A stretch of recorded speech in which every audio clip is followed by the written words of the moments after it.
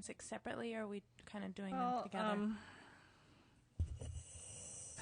I thought that was issue 6. I'm confused. Oh, we're on 4. Yeah, we're slowly going through. I mean, 4 and 5 are very interrelated. So let's look at those two together, and we'll clean up with 6. You spoke to 6, didn't you? Pardon me, I hadn't touched on federal funding, but I can do that if you want to. Okay. Let's just talk about 4 and 5. 4 and 5. Okay, great. Thank you.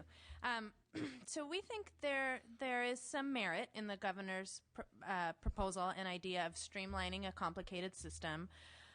Really, one of the biggest advantages we see is locating childcare as part of a larger continuum of social services. So a family has one place to go to tap into all of these services. We see potential for greater coordination to serve families, not only from kind of a government efficiency perspective, but really from the family's perspective.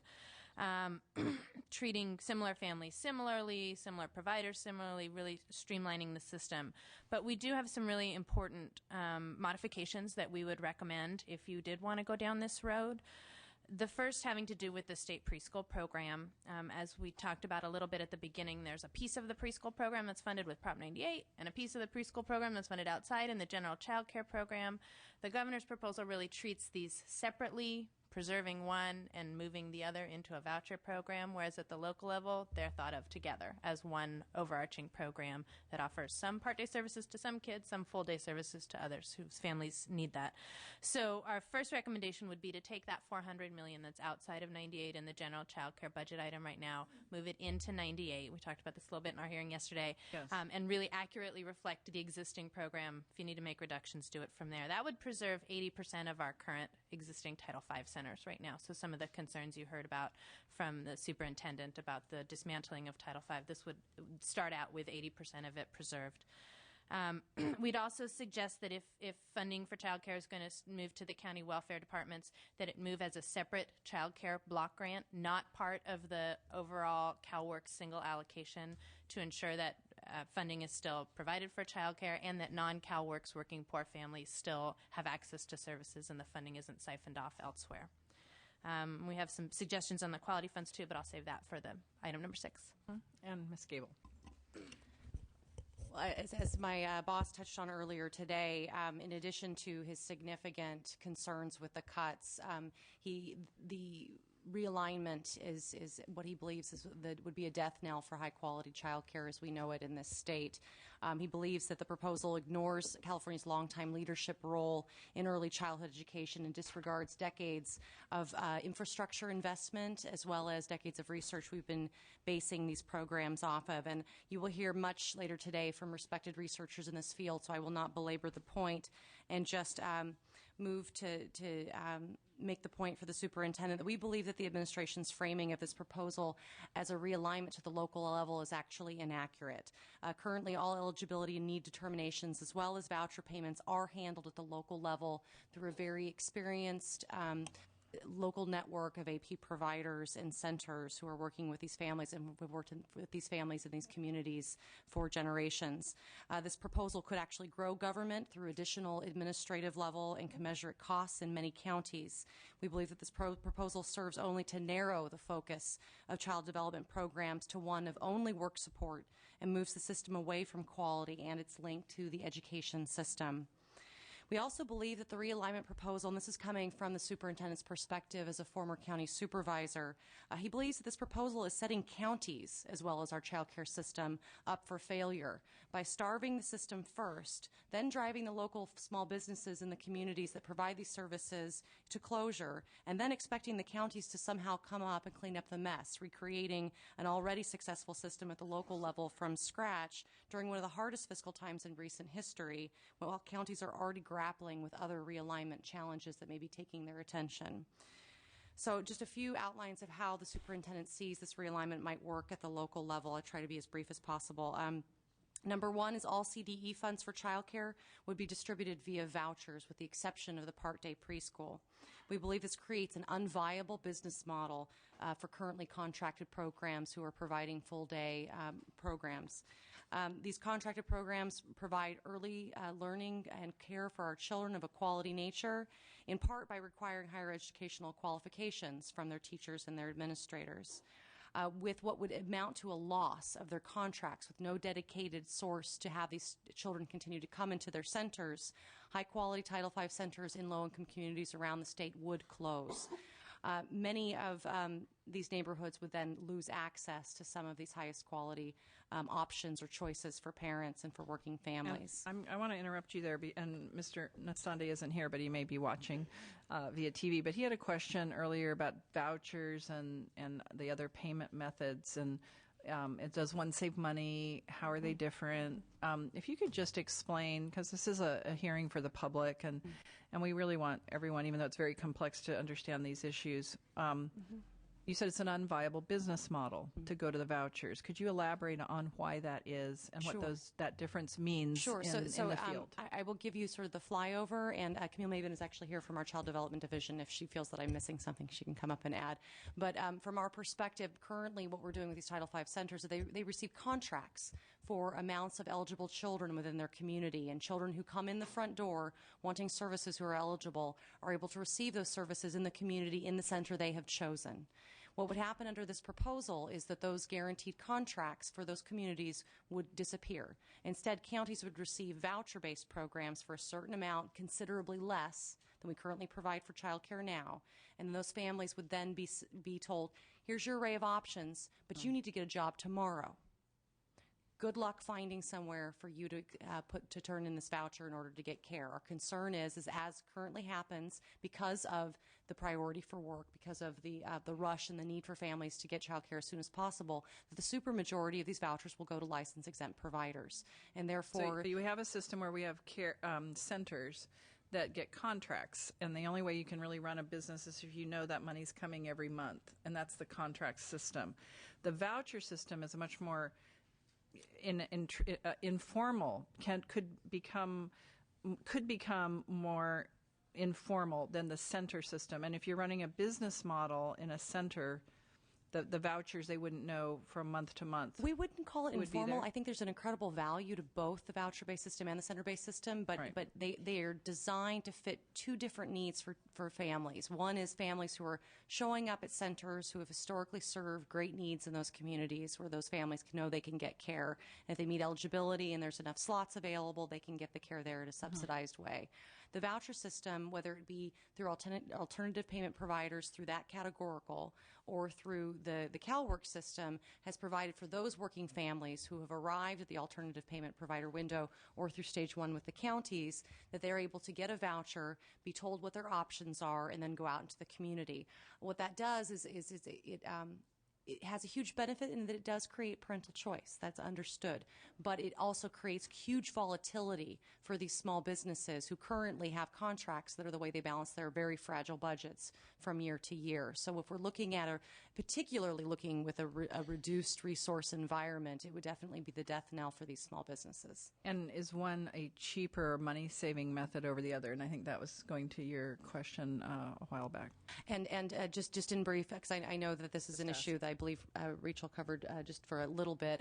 Actually, the standard reimbursement rate for these centers are lower than they are for many of these voucher-based programs. In some counties, it varies across the state. I've got a graph I can show you, but there's not necessarily any cost savings involved in terms of moving to the voucher-based system. In fact, the administration has put forward they do not see cost savings through the realignment proposal in itself. It's the cost savings from the WPR penalty piece and from the cuts to the loss of services that provide the cost savings. Does the LAO agree? That the realignment or restructuring is not intended for cost savings. Yeah, I think that's true. I'm sorry. My question is there cost savings in the voucher versus the direct payment? Well, the license exempt, those families that choose license exempt, that they certainly are paid less, and so the dollars stretch further the more families that choose license exempt care. Their rates are certainly less. Again, with the Title V versus the vouchers in different counties, it varies. I think one piece one area where the state could look at encouraging more of the voucher families to get into high quality centers. The parent choice and access is really, it's up to the family. And I think that's part of what our R&R, Resource and Referral Network, has been designed to do, is really help parents when they get that voucher. Where do I go? What do I do with it? And as we understand it, it's very low numbers of our voucher families that go to Title V centers. Most of the Title V centers are funded directly from their slots from the Department of Ed, and there isn't a huge amount of crossover between these two worlds. In some cases there is, but not a huge amount. So one area the state could look at is how could we greater encourage, if we know that our Title V centers are so high quality, how can we start braiding these systems a little bit more to help encourage voucher families when the hours meet their needs to get into those high quality centers. Did I miss the questions regarding the two systems being funded through Health and Human Services versus Department of Ed? Did we get into that yet? That's what we're on right now. It's issue the 4? restructuring. We're on issue 4 and 5 together. Yeah, that's where we are. Yes. They just, they kind of presented their two views. Okay, I'm sorry, Kate. Can you take 1 minute to go? Why did we choose one over the other? Could we just choose one and not the other? Do we have to have two entities doing the exact same thing? From the department's perspective, I really appreciate the question, Assembly Member, because one of the points the administration has made is that one of the purposes behind this is to avoid a bifurcated program. I think arguably there are diverse numbers of family needs that our current child care system is trying to address. I believe one of the strengths of the system, though it has made it complicated in the state of California, is recognizing that different kinds of families are coming through with different needs, whether that be employment needs, or whether that be education needs, or that be non-traditional hour care needs. There are a lot of different reasons why families are coming through requesting these programs. And so there are strengths to both. The proposal that the administration is putting forward does not eliminate the bifurcation. We'd like to be very clear about that, because we do keep state preschool at the Department of Education, and presumably there would be No, but should we, though? Well, that's a very good question. From the superintendent's perspective, I wish he was here to answer that question. He said that he has said many times, so this is probably the first time anyone has said it publicly in this kind of context, he would absolutely welcome a conversation about bringing all of childcare over to the Department of Education. If we're having a discussion around alternatives that are meant to create bureaucratic streamlining and to reduce the number of state influences into a localized program, we are happy to have that conversation. Our objection here is not to the idea that there be some sort of streamlining. Our objection is to removing the mission of public education and the role of these child care and child development systems from child care completely, and that if you were to remove the role of the Department of Education, remove the Title V regulations over these centers and the role that we've played, that we believe very strongly that would start to happen. So we're absolutely open to an idea of streamlining, though we don't believe that that's the issue we're all trying to solve here today. Well, that might be my question, though. That might be my issue. Can anybody else give an opinion on that? If you're just looking at what's the most cost-effective method, does anybody have an opinion what that might be? Well, I think, as has been pointed out, I mean, we haven't scored any savings related to the shift. It's really more driven by policy and what makes sense in terms of the delivery of services. So, as has been mentioned, we have, two different delivery systems, two different administrative structures. And then you have this bifurcation that happens at the state level between the Department of Education and Social Services, and different rules for how the program is run and for eligibility. So it was in a larger, pardon me. Oh, go ahead, Sarah. Okay. The larger policy context, for the administration was how do we prioritize resources in a way that maximizes the number of families who can go to work? I mean, it's really focusing on helping families to get to work. And so in that context, for us, it made sense to then have to shift the administrative function for child care services to the counties, where that eligibility determination would be made. Assemblymember Mitchell. Mr. Nastandi, on the later panels, panel 4 and 5, I think that there are people who were here engaged in this very same debate a number of times throughout the history of these programs, namely when CalWORKS was negotiated in this room and the stage 1 and 2 and 3 program was created, and the whole debate then about should it all go to CDE, should we split it off, and so I think there will be other people on these panels who can give you their perspective in terms of, like you said, the bigger picture, what's not only what's cost effective, but what's best. I think that's been that debate is older than you and I. And I just wanted to say, I think that there are other people here who can give you information as well, because it's a rich debate that we've, solved temporarily, and now it's being proposed that we go in a very different direction than was agreed upon in this institution a number of years ago. All right. Yes? Is it all right if I finish my remarks? Okay, so just very quickly, continuing some of the impacts that we're seeing to the realignment proposal as it exists, one of the next pieces that we are very concerned about is the fragile nature of our infant and toddler care systems that we believe would be permanently lost, not only under the administration's proposal, but also under the LAO's alternative.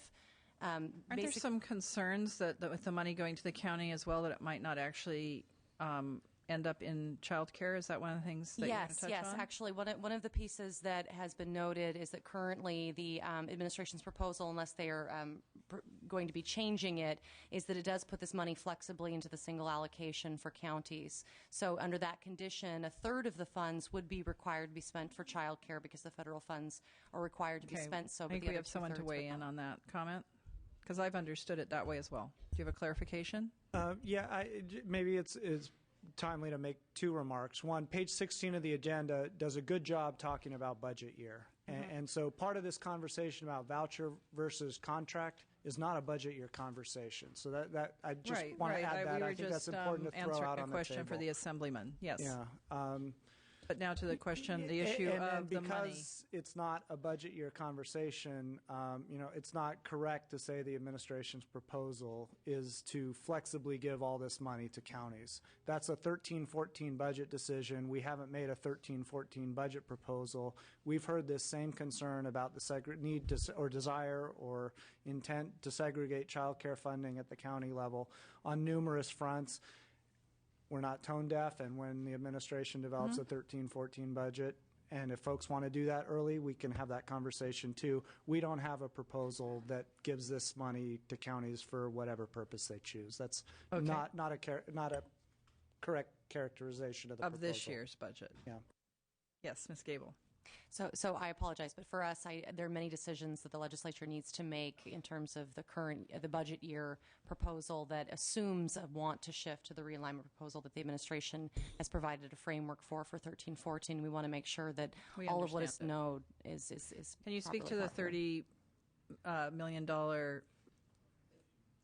expenditure to achieve this? Yes, that's a great example. One of the concerns we do have about the current budget year proposal, of course, is an increased expenditure of $35 million is being proposed by the administration to be given to counties to get them ready to provide the same services that are currently being provided by the local network of APs and centers across the state.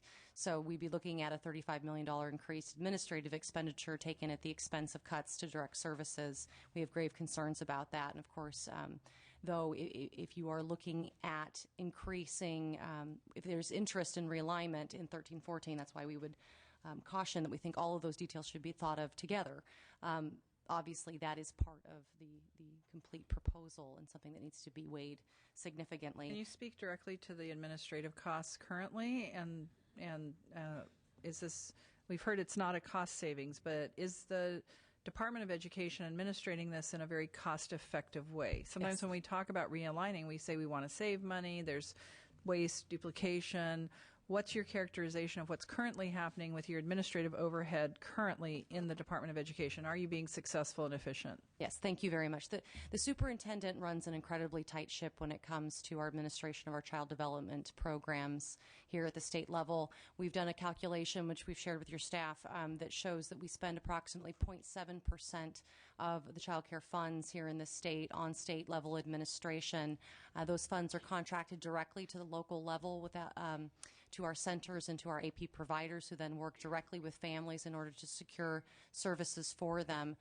One of the concerns here, though, we do acknowledge that the administration has not provided 100% of the details on this, that the framework that has been provided for the realignment would allow vulnerability for increased expenses both at the county level, who would be an additional level of administrative overhead in these programs that currently do not exist, as well as, of course, the vulnerability that we believe would be caused if there is a no strict earmark on the funds that are being put into the single allocation, which could arguably allow local decision making around what priority child care plays in the local CalWORKS program. But we would argue that that is not a decision that the state wants to have made at the local level, that we would like to strengthen the investments made in child care.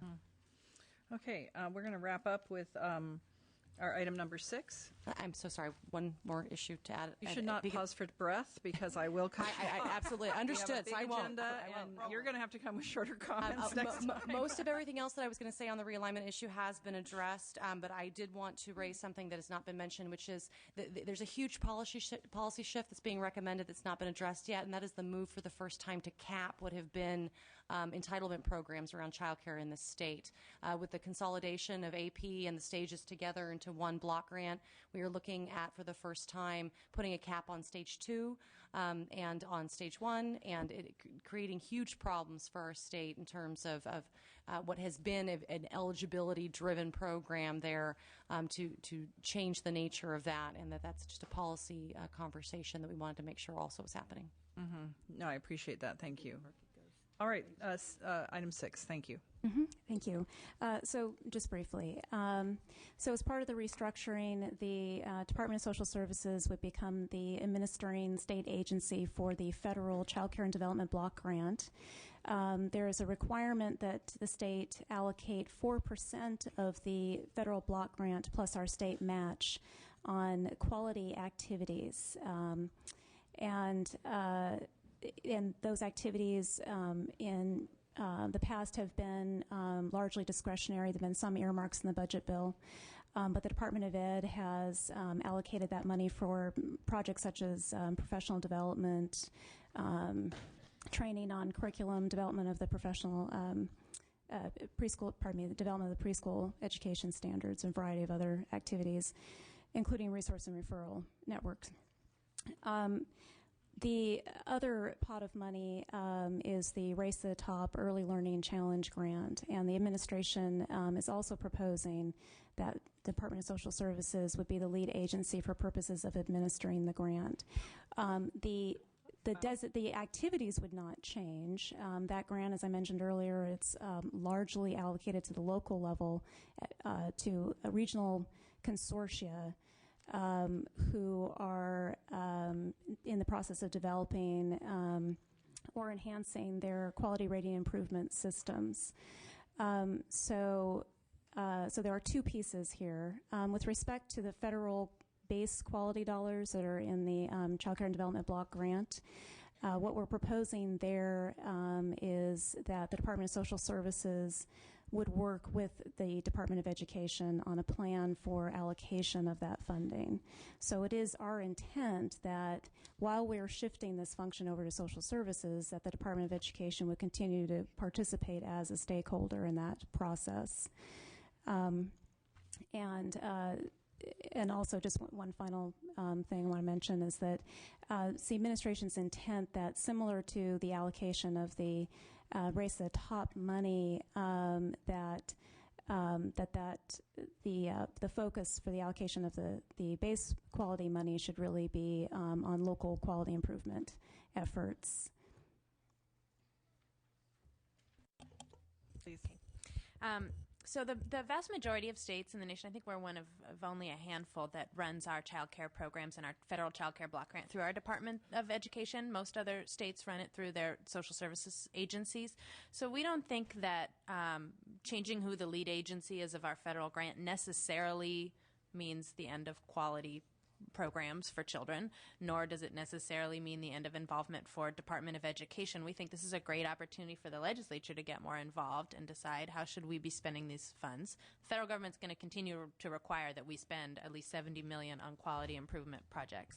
So what are those projects? What makes sense? Are there, I think it's very likely that there are some projects underway right now that are very high quality and very valuable, and those could continue, and perhaps the legislature might even want to schedule those in the Budget Act that aren't scheduled in the Budget Act right now.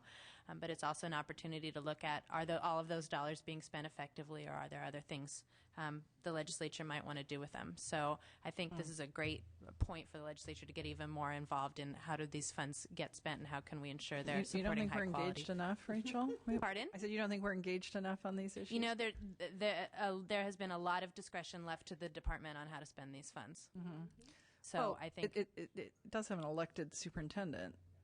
Absolutely, but I work for you, and I think there's been a lot of concern raised that if this restructuring went through and it went through the Department of Social Services, that nobody knows what would happen to those funding and all the quality projects would end. And I think what I'm advising you is that that doesn't necessarily have to be the case.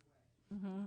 Ms. Gable. So I will just start with the point that we have checked with the federal government, and even if the legislature were to decide to follow the entire administration's proposal around realignment, that would not require that the quality dollars go through the Department of Social Services. It is the choice of the state which agency would lead up those quality dollars. And so with that, I'd like to give you a brief overview of what the administration's proposal would do. So basically would transfer all of our California federal quality dollars to the Department of Social Services. Federal guidance for the Child Care and Development Fund biannual state plan requires that states work on quality in 3 specific areas: establishing early learning guidelines, creating pathways to excellence for child care programs through program quality improvement activities, and creating pathways for excellence in the workforce, so basically professional development and enhancements.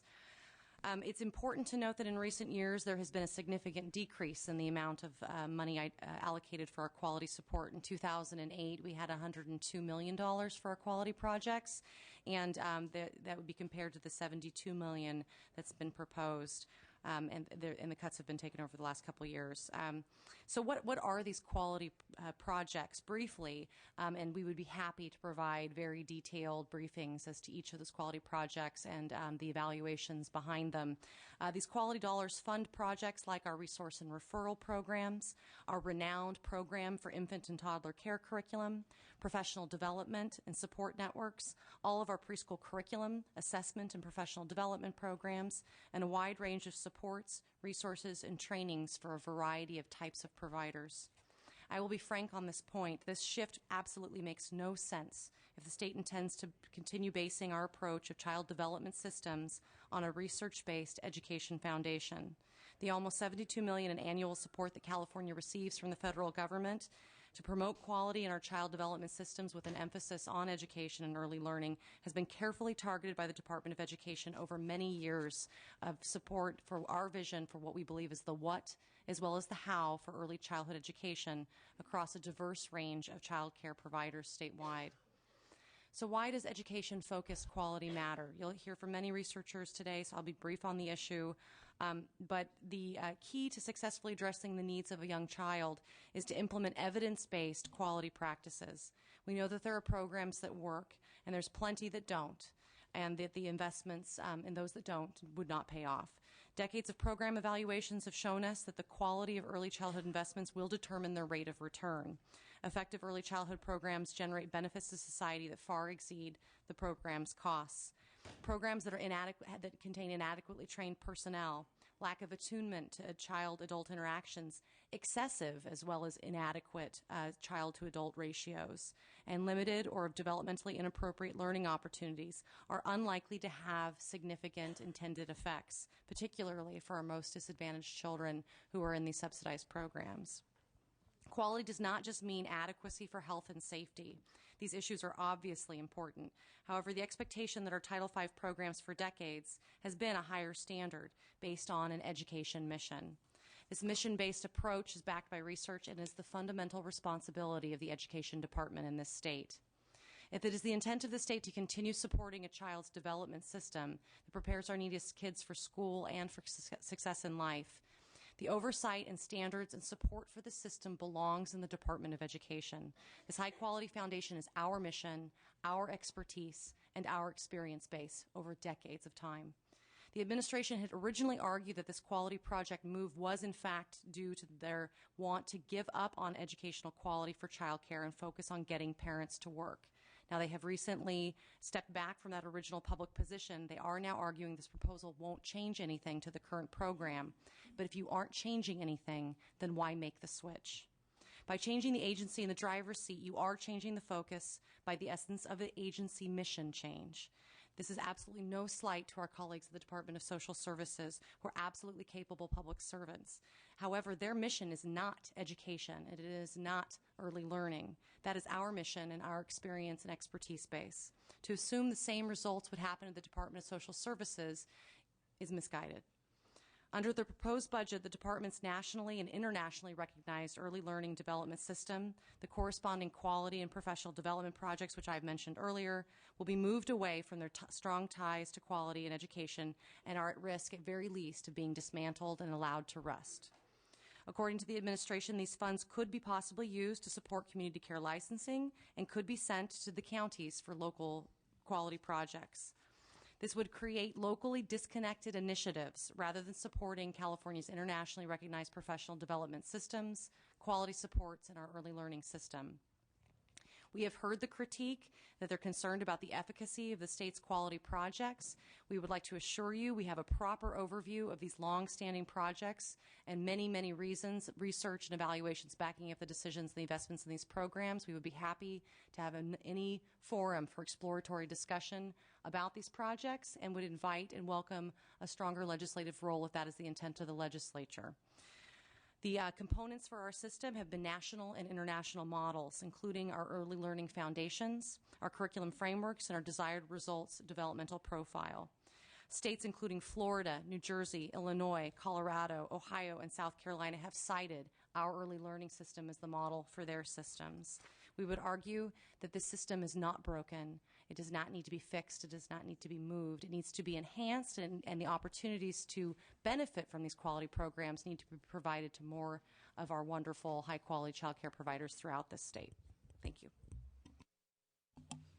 All right, that does wrap up our items on the agenda that we've been looking at. I'd like to see if there are comments by the committee. I would like to take this opportunity to, and we have a call out to our other members to take action as soon as they arrive. But in the meantime, are there any other comments by committee members?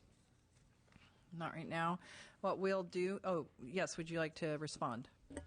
Well, just really briefly, I mean, and I appreciate that she was careful in her remarks not to say that we couldn't do it. And I just want to make sure that nothing said today implies that we couldn't do a good job and do it well. In 44 of the states in the country, the CCDF block grant is going to the Social Services Agency, not the Education Agency. I get we're not other states, but I want to throw out there that that's actually the common practice. I also want to go on record and say, you know, quality is important. I'm a parent. I have kids. Mm-hmm. When they're somewhere, I mean, yes, it's a work support, and they're taken care of to enable me to go to work, but it doesn't mean that I don't care or counties wouldn't care that those are quality experiences for the children when they're there. So I just want to make sure that nothing said today leaves the impression that we haven't addressed that issue and been forthcoming about it. You know, I admit we don't have the educational background that Department of Ed brings to these programs. Mm-hmm. That's true, but we have a lot of experience in building partnerships. We've had a great partnership with Department of Ed on the Race to the Top grant, which was brought up a minute ago. We have tremendous experience running stakeholder processes and doing it successfully. We have great relationships with the legislature in getting things done, ensuring needs are met, questions are asked, solutions are vetted. So there are a lot of things that the State Department of Social Services can bring to the table. And I, again, just don't want to leave anybody, I don't want to have anybody left with the impression that we couldn't do this and couldn't find a way to do this well. And probably the last thing that I would say, again, you know, page 16 illustrates this. We're talking about some of these things in the agenda, and item 6 on making DSS potentially the single state agency. Some of those are a 2-year conversation thing, not necessarily a 12-13 budget item. In 1213, it's still going to be Department of Ed as single state agency, and that's the administration's proposal. So some of this has a 2-year time horizon, and there's lots of time to have a discussion that we would be very happy to engage with people in. We understand that the fact that it's being implemented and it would take 2 years to implement it. The fact is the decision we're making is on an implementation, so we're considering both years in that. Assemblymember Nastande had a comment. Yeah, just real quick, I just want to state at the outset, I'm going to support the governor's cuts.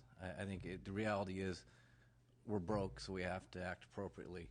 But I also think that I don't know who's better at running what program, but I'm hoping the LAO or whomever else maybe, if not the LAO, can really recommend who best, most efficiently to operate these systems. Because before we do the cuts, which I support, we have an obligation to do it as efficiently as possible, to avoid the cuts, because this is not pleasant to sit here and cut these programs and so forth. So we should first go to the efficiencies of the programs and then find out from there, okay, how much left do we need to cut? So I just hope there's an unbiased, an unbiased opinion of who the most efficient side is to run these programs.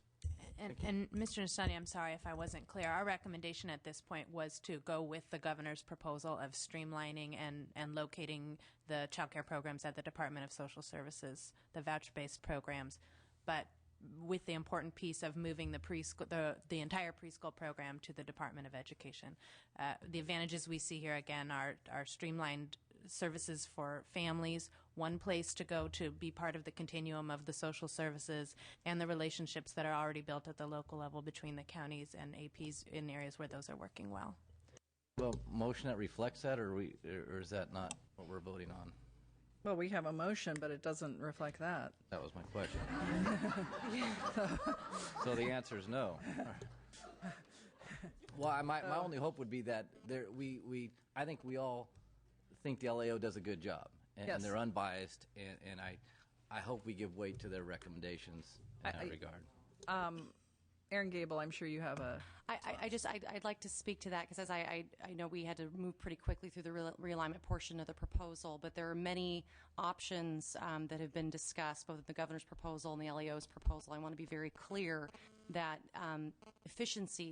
maintaining efficiencies is not the entire picture also. We believe that we have a very efficient system that's conducted by the Department of Education. We are very open to whatever regulatory and legislative changes there might be needed to further create efficiencies to ensure that, whether it be looking at better streamlining with our counties around the WPR and CalWORKS issues or whatnot. But we stand firm in the point that the foundation of this system is that it's part of the early learning spectrum. To divorce that, to create a two-tier system, it squanders the long-term investment of taxpayer dollars the state is investing in each and every single one of those children and into these communities. And so while we want to respect the diverse nature of the system, we believe that both the voucher-based and the center-based approach makes an incredible amount of sense for different families with different needs. We would say that it belongs to be built on a foundation of early learning and what makes the most sense for each of those children in terms of their developmental needs. And that is what makes the best sense. Assemblymember Mitchell. Thank you. Mr. Nastandi, I agree with you. The LAO has a function and a role to play here that I have a deep respect for, and I do believe they do an unbiased analysis. They are not elected. We are. I am, which requires that I factor in additional data and information into decision making. I think the one thing from my perspective that's missing from this factually, accurate explanation about the function of the entities, primarily the APs. What's missing is kind of the other work these community-based organizations across the state do that enhance child care delivery across the state in terms of training and support to both the child care provider sector as well as the support they provide parents. So I think you'll hear some of that in the panels that are scheduled to testify later. And so some of that is missing, I think, from this fact-based objective analysis. There's more to it. I think going to the issue about, let's not get ahead of ourselves, we're only looking at the proposal in front of us today. When the APs came and met with me, they said, help us understand, is this really going to go to full-on realignment next year because we run businesses, and we can't turn off the lights and lock the door overnight. And so if this is the track that we're on, we need to know. So perhaps the administration and finance can put on blinders and make these decisions on a fiscal year basis. But the perhaps unintended consequences of these decisions have real-life impact on real-life organizations and businesses and employers that are beyond that. You know, we have the luxury of doing this, but if you're trying to, as I have as an employer, downsize and negotiate my way out of leases because the state couldn't pass a budget on time and couldn't send me my contract, those are other issues. So that's why I think we're trying to have a much more global, multi-year conversation, recognizing the cuts we've leveraged in the past, the impact that has on the industry, and where we are likely to go in the future. That's why we try to talk beyond what's before us today. Can I quickly respond? Yes, you may. Thank you. I hear you, and I wish we would have started this process 5 months ago. We've had 5 months of very few meetings. This is, I don't know, the second or third committee meeting. We should have just been spending October, November, December, January, February. They didn't give us the budget going till through January. this. Yeah, but no, I'm sorry. Through the efficiencies, I get, but this Policy piece, you mean? Yes, the policy piece of going through here and start looking at these questions, and it shouldn't be just we can do it a couple times, but I don't think we do good service here by not taking a much longer, in-depth look and go through the budget line by line, item by item, because as you say, we're elected, we're responsible, and so I think we should take much more time in doing this. And I agree, and I think to do it on one committee here and hear a few things, it hear is. two sides of it, and say, God, I don't know which and side's our better. hands are tied when major policy shifts are proposed in the context of a budget bill that's not designed for multiple-month, multiple-committee debate. Absolutely, and then wait till you get the budget, 3 hours before we got to vote on it, and there's a new policy in there. Well, that gets even better. I think that goes to one of the points here that I think in many of the hearings that we're working on, and that is drawing that line between policy and budget, trying to separate out, creating the space when it's a policy issue to have the discussion. And some of the action, in terms of saying a rejection, it can be brought up. It can be brought back up in a policy discussion. That's the appropriate place. And there's nothing precluding even the governor from having legislation, if he so chooses, to run through and really fully vet these issues, and if this is something that is of great importance to him. But within the budget itself, we agree with you, and that's why you're seeing us sometimes say no and sometimes say take it to policy, because we don't think this is the best, we're going to have the best outcome from either jamming it through on the time frame or not fully discussing it as well. I think the other issue in terms of your comment in looking at where do these federal grants lie, the issue of early childhood development and child care, preschool issues, and the fact that many states do it a different way. To that point, what you are seeing happen in the world of education is a shift into what is called P20, from preschool all the way through junior college, and that understanding a complete continuum. And actually, there's people who would want to say from birth through 20.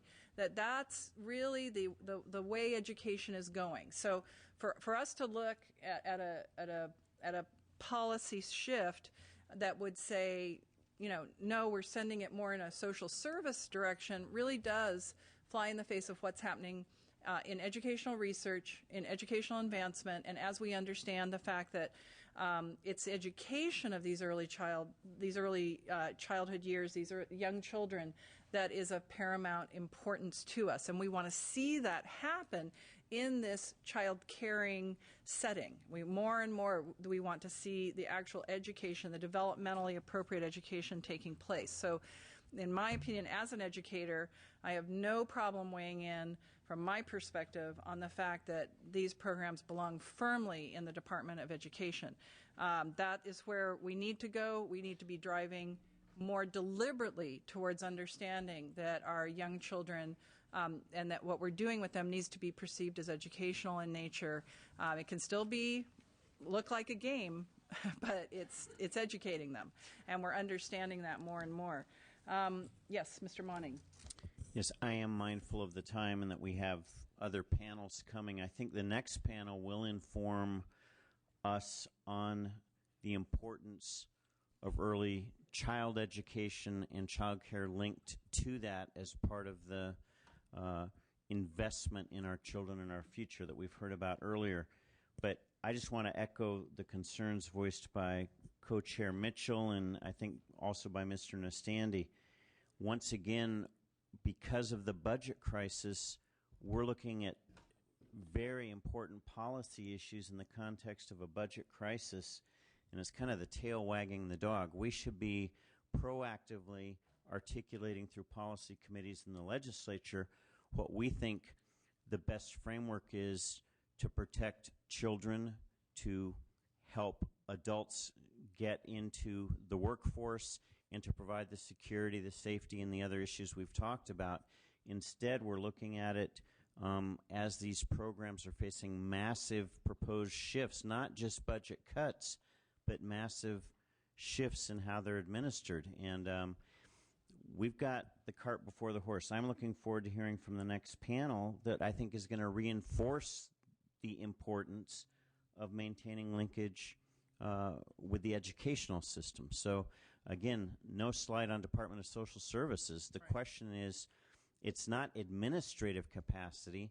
It's ultimately what's best for the children and the families. And it is my hope that in our deliberations, that will continue to be in the forefront. Thank you.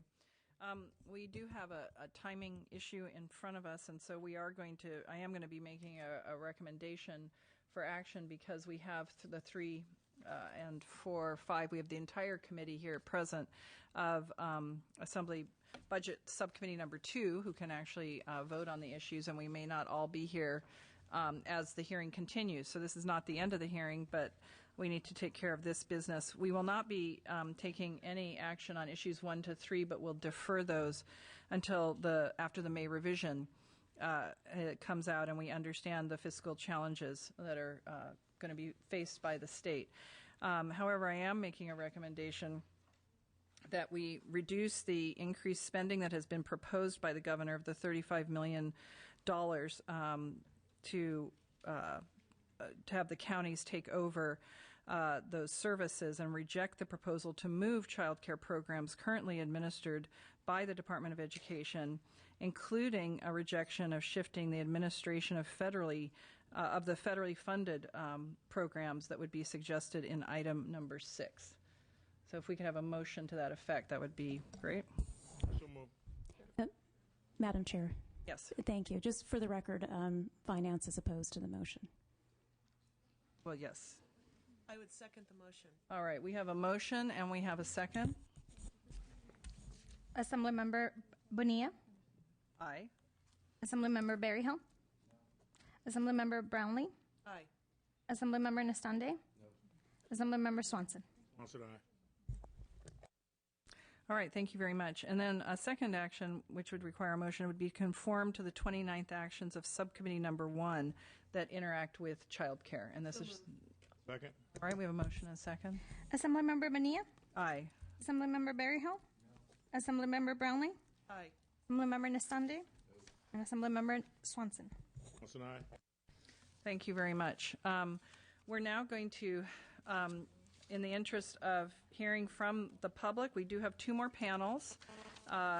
However, we're going to take we're just going to be a little unconventional and have about 20 minutes of public comment and then break and go back to our panels. I'd ask parents to be in line first.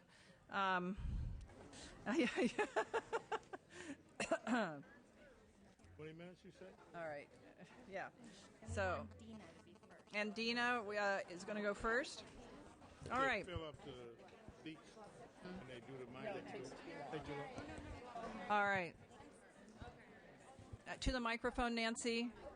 Yes, thank you. That microphone. All right. Thank you very much, and we do thank our panels that already presented. Okay, if we could be quiet while this is happening, that would be great. It does take a little organizing, but if we can do that without speaking and talking, that would be helpful in the interest of time, because it's really 4:30, not 3:30 like the clock says. So our first speaker, please give your name and your brief statement, and then I'm obviously going to ask all of you to keep your statements extremely brief so that everyone behind you in line can speak. Yes. Okay. Thank you for having us here today. My name is Dina Samaniego, and I'm a member of Parent Voices from Contra Costa County, representing thousands of families who will be impacted by the governor's proposal to reduce income and eligibility guidelines. Over the last 5 years, my life has changed dramatically. Before 2007, I was a stay-home mom, able to take care for my children while my husband was working as a successful realtor. Our financial and economic status was stress-free. We were living the American dream, and we were able to spend quality time with our children. We were able to take vacations and live life that we could be proud of. It was a blessing. But that changed in 2007 when the house marketing went down and when it crashed. Things started to go downhill. We started to have financial hardships, and our comfortable lives began slipping away. My husband finally lost his job. We were unable to pay for our mortgage. We were forced to move out of our homes, and we did at that time become homeless, living from hotel to hotel. I never felt so scared in my life. Thankfully, that a safety net was there to catch our family. We applied for CalWorks, food stamps, and medical help. Both my husband and I began to seek employment. Our children were being cared by family members or friends who were too young or inexperienced to care for our children. The quality of care they received was not very good. They were not being fed, and they were unattended, and they felt neglected. I applied for childcare services, and I was on the waiting list for a long time. However, once we found employment, our cash aid ended, and I was able to receive childcare through the Contra Costa Child Care Council. Our lives became easier, and we were able to work stress-free, knowing that our children were being cared for by quality licensed providers, and my children were being taken care of. My children currently attend an after-school program where they receive help with their homework, and they receive snacks, and they also have activities that help them develop mentally and physically. It is a great program that services subsidized families. Last year, when Arnold Schwarzenegger vetoed stage 3, I was really affected by this. I became sick, and I was stressing about where I was going to find care for my children and how I would pay for it. I did not want to return to the CalWorks. We had worked so hard to get stable jobs and with benefits that would help our families, and I'm fearing losing of all this that we have worked so hard for. 1 year later, I'm here facing this problem again. The governor's proposal to reduce income guidelines will cause us to lose our childcare services. I would hate to lose all this and more. If I quit my job, stay home with my children, it would be a hardship financially. We would not be able to make ends meet, and I would need to find another job that I could work the opposite hours of my spouse. Okay. But the way the economy is, it will be hard for me to find another job that will give me the same pay and the same benefits. If at any point I lose my child care, I will most likely end up going back to CalWorks. It does not make sense for me that we have followed all these rules. We are working full time, and we made certain to a point that we are at risk of losing it all again. If I go back to the CalWorks, I will receive child care services once again. And why not keep me working, paying taxes, and help me with my child care now? I work hard every day so that we will never experience this again. It is so painful to think, despite that our best efforts could be lost, that we could lose everything again. A program such as the child care services for low-income families are very helpful and allows us to continue providing a better future for our children. One day our children will grow up knowing that because they had access to quality child care, they had a better future. They have a better future because of the examples that we as parents provide for them. Our children are the future. Let's put them on the top list. I hope that you will fight for our children and reject these budget cuts. Child care keeps parents earning and children learning. Thank you. Well, thank you very much. And Diana? Dina was a member of one of our panels, and she had to leave, so we put her up front there, and that's why her statement was longer. Thank you very much, Dina. and she was on the panel, the number 5 on our agenda there. I'd ask you to make your comments very brief, 20, 30 seconds, and if you're agreeing with the previous statements, please just state your name and that you agree. Yes. Good afternoon, Assemblymen and women. My name is Stephanie Markey. I'm a current serving soldier of the United States Army National Guard in California. I'm a single mother of twin boys, 6 months old. I was in the waiting line at my school, Los Angeles Mission College, to get them into a program since, I want to say I was a month and a half pregnant. This program has allowed me, I don't know if I stated, I'm a single mother still serving. This program's allowed me to continue to keep serving my country. I just came back from a 10-day training that if I didn't have this program, which has enlightened and pushed my 6-month-old boys past, what even the doctors could imagine, I wouldn't be able to keep serving because I don't have anybody. It's me on my own and the amazing people that are at my school. I hope you guys realize the benefits that this program offers. Excuse me for losing my composure, but this is something that's very avid and important to me, and I'm pretty sure many of the other service members that rely on this kind of program. Thank you. Thank you. Next speaker. Hello, my name is Adriana Moreno. I am a student at Los Angeles Mission College. I am married and have 2 beautiful boys, Ethan 8 and Joaquin 4.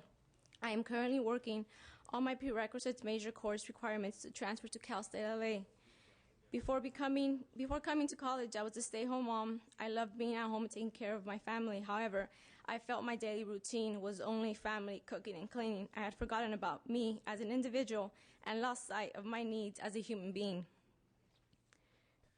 I have aspirations and desires to be something more than just a housewife. I want to contribute to my family, set an example for my children, and serve as a role model to others in my community. I want a rewarding career as a nutritionist where I will impact others in a positive way in addition to teaching people how to live healthy, productive lives. I owe much of this success to Missions College Daycare Program, the wonderful teachers and staff. It's a warm and safe environment for Joaquin. My son was born with a cleft lip and palate, and the staff has extended support and help to me and my family. And my son has done tremendous progress because of this program. And if I didn't have it, my son would be lost in the system. Thank you. Thank you very much. Next speaker. Next speaker. Madam Chair and members of the California Assembly, I thank you for giving the opportunity to hear the presentation from our child care community today. My name is Ann Levy, and I'm from Oakland. I'm here with Parent Voices. As a child care worker and parent ed teacher, I've seen generations of preschool children bloom in professionally run child care centers and parent ed programs. The benefit of these programs to early childhood development has been documented by numerous studies. The development of pre-reading skills, listening skills, number recognition, and other math skills, and exposure to art, music, learning collaboratively sharing provide children with the academic, communication, social skills they need to succeed in school and beyond. By cutting early childhood education, we are eroding a perception of the whole child. Okay. Give children a well-rounded foundation, and they will remain curious and become lifelong learners. Okay, we're going Deny to have them to this cut chance, your and we will comments see more children turned short. off to learning. We're really going to have to, and we agree with you, but we have to keep the comments short, or all the people behind you are not going to get that opportunity. Thank you, sir. And I work for Peninsula Family Service. I'm one of the site directors in one of the programs they have there. I serve kids from 4 months old until 5 years old. I'm coming as a worker and also as a parent. 2 years ago, I applied for childcare. I was not working, and I applied for welfare reform. Now I want to answer one of the questions for him. I was denied because they told me that I didn't qualify. But I went to one of the subsidy programs for the Department of Education, and they took my child. They said there's no problem, and that's why I was able to finish my career. Now I have a bachelor's degree in Child Development Education Division, and that's why I'm working right now. So we care about our families. So I want to be sure that everybody knows about it. And I answer your question, sir. that, this program works for, for the CDE. Welfare is not working right now for a lot of families, and that's why we are here, because technically welfare is not working for a lot of families. Only for the poor, low-income families, the Department of Education works for us. Thank you. Thank you. Hello, my name is Sandra Rodriguez. I'm a single mother of 3. My children are the age of 6, 4, and 1. My major is liberal studies and psychology, and I am a very low-income parent. My son Matthew, when he turned 1, he had social and sensory motor problems, and due to the LA Mission College Child Development Center, they helped him through the process.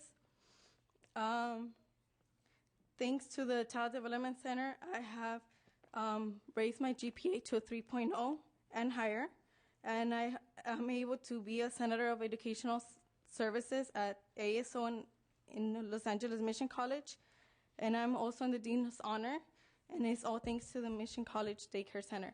And one quote that I want to say is, you guys already had your education, now it's my turn. Thank you. Next speaker. Good afternoon. My name is Anne Marie Catano. I'm also a student at LA Mission College. My major is child development and also sociology. Currently, I do not have my children at the center, but I'm striving to put them in the center. My grandma, she was diagnosed with cancer when I started school this semester. She's my primary person that takes care of my children. For the past 2 months, I've been attending school with my baby literally on my side. I've been taking my daughter to school with me every day.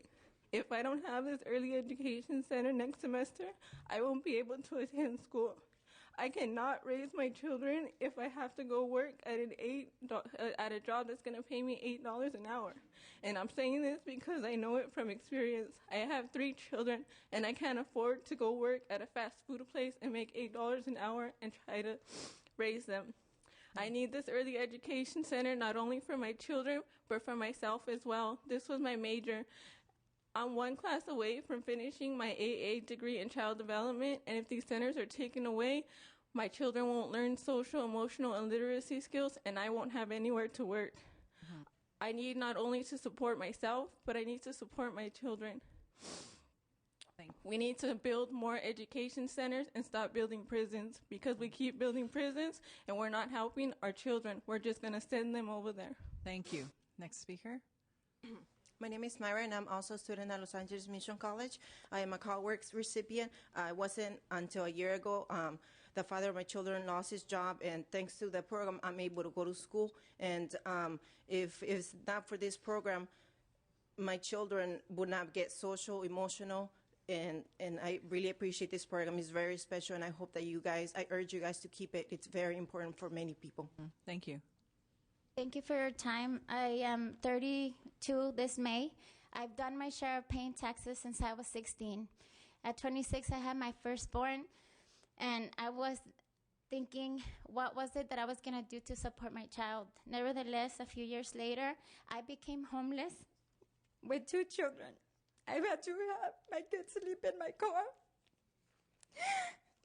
I am capable of getting a job, but you know what? It's a dead-end job.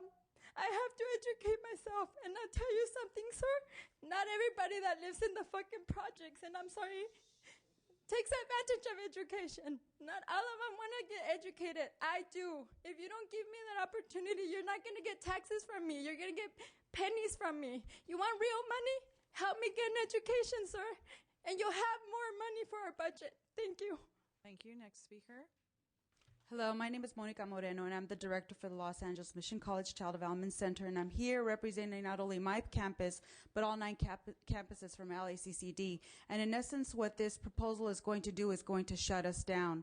We will no longer be able to offer this quality services, childcare services that we currently provide now. But besides that, we also are a lab school, and our lab school provides mentorship to the practicum students and to student workers who want to pursue a career in child development.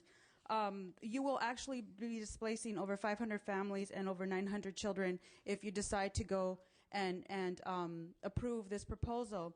For me, human life is more important than any amount of checks that we need to make out to any type of government. I am not going to put a price on a baby's head and say, you are not worth the dollars. I need to pay this first and let me get rid of you. I don't believe in that. For me, this proposal is actually a social injustice. And I might even add to say that it's social genocide. You are killing our family's future, and you're killing our children's spirit.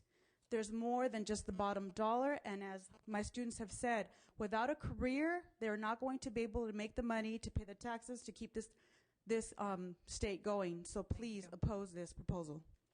Next speaker. Hello, my name is Joanne, and I am your tenant. I was a single parent. I am a woman of color. I was poor. I was abused. But I am today a faculty member at Los Angeles Mission College with a master's degree and a husband getting a PhD in education. And if you don't do it, if you don't invest like you did 30 years ago when I was born, there won't be any more Joannes. And there won't be any more Marias learning about what's right in development for children and for families. If you invest in them, you invest in yourselves and your families and in this community. I bring a lot of tax money to this state now. Thank you. Next speaker. Hi, my name is Maria Gonzalez. I am a student teacher in Los Angeles Mission College. En ese centro nos dan la oportunidad de llegar a ser buenas maestras. Nos dan las herramientas apropiadas para saber educar el desarrollo del niño. También he recibido mucha capacitación a través del entrenamiento para el desarrollo del niño y he recibido unas reuniones de PATC que me han servido para cambiar en la mente de muchas familias, para ayudar a las familias. Y este programa es lo más grande que me ha sucedido porque me ha dado la capacidad de entender cómo puedo dar a una mejor atención y calidad del desarrollo del niño. Este centro no solo mejora la vida de las familias, sino mejora la calidad de vida. Soy un profesor y le debo todo mi conocimiento al Centro del Desarrollo Infantil. Esta es mi comunidad y aquí debo poner mi esfuerzo y dedicación hacia la vida de muchos niños.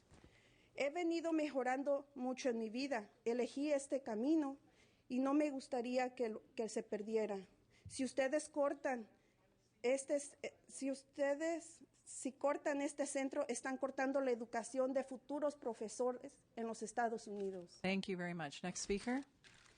My name's Lisa Wilkin. I'm a Title V preschool and child care provider. And in the interest of time, I have a document that shares a story of one of our 500 families who is a single parent with a special needs child who's enrolled in our program, who's supposed to start nursing school in the fall and will not be able to if the governor's proposal is adopted. So we urge you to reject the governor's proposal for child care and development. Thank you. Thank you. Next speaker. Good afternoon. My name is Junebug, and I'm with Parent Voices of the San Francisco chapter. I'm a mother with 2 dependent children.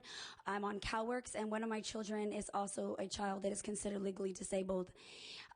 Because of stage 1 child care, I was able to go to college and receive domestic violence therapy. We need a budget that will support access to higher education for families struggling in poverty. By limiting child care to families who are working sends a message of classism. Regardless of my socioeconomic backgrounds, I have a right to quality education. In addition, save state child care to help families making the transition from CalWorks to sustaining a career, because those corporations get an incentive to hire CalWorks recipients, and they get a tax break while we continue to take breaks on our back. It is not fair. By also reducing the state median income, it sets up a roadblock for me and other families to becoming self-sufficient. This is a genocide budget, and childcare has taken so many cuts. We are left with nothing more to cut. Balancing the budget on the backs of the poor should be illegal because it's immoral. I used to be a preschool teacher too, and by proposing cuts to childcare providers' salary is creating more poverty. Investment in human life creates a quality life for all. Childcare keeps California learning and earning. Save state childcare. Make childcare accessible. Thank you. Thank you. Next speaker. Okay, good afternoon. My name is Elia, and I'm with Parent Voices from San Francisco. I'm a grandmother of 3-year-old and 2-year-old. My daughter was a full-time student at City College, but she stopped going because she got very sick. She had surgery done during her pregnancy and lost one of her kidneys. She was staying home right now she stays home, taking care of her children. She pays rent and has only $30 left for diapers and clothes a month. Under the governor's proposal, she will have a limited time to do the job search with child care. She wants to become a chef, but she cannot continue training either without child care. I can only help her with the children part-time because I am disabled and can't keep up with them. I'm very concerned about what is going to happen to her and her children. We need child care to keep our families working and surviving. It is a crying shame that we are proposing to disqualify many families from the opportunity to improve their situations. We urge you to reject the proposal cuts. Thank you. Thank you. Next speaker. Hi, my name is Nancy Leon, and I'm a CalWorks participant. I came from a domestic violence marriage, my son and I, and he is in quality after-school program, Mission Graduates, which prepares them for college at the early age of 7. If you do make these cuts, it will affect me. I am in school, and I'm job searching. I'm laid off as a healthcare provider, and these cuts will affect me. The government wants to set aside $1 billion plus for rainy days. It's raining cats and dogs and unemployment now. Let's use the rainy day fund to ease these cuts. Thank you. Thank you very much. Next speaker. Yeah, my name is Maria Lustori, also from Parent Voices in San Francisco. If these proposals were made 14 years ago when CalWorks was new, it means I would not have had the opportunity to start work as soon as I did when my children turned 2. Both my children will be in college this fall. This program works, and as soon as I started working, I earned enough to move out of CalWorks, and in no time, I incomed out of childcare. The cutoff then was 75% of state median income. That was a smooth transition. The proposal now will create a cliff that will make a lot of parents fall off work. The proposal has the effect of closing the door to almost 3,000 plus children in San Francisco. That is about 23% of slots in center care, and about 64% of the children currently served or getting vouchers will lose their care because of eligibility cutoff. Our child care system will crumble. All the cumulative cuts have caused hemorrhage. These new proposals will just bleed our child care system dry and make it go away. Thank you. Thank you. Mm-hmm. Next speaker. I'm Joel Gordon. I'm the Dean of Early Childhood Education at Santa Rosa Junior College. I'm the president of the California Community College Early Childhood Educators.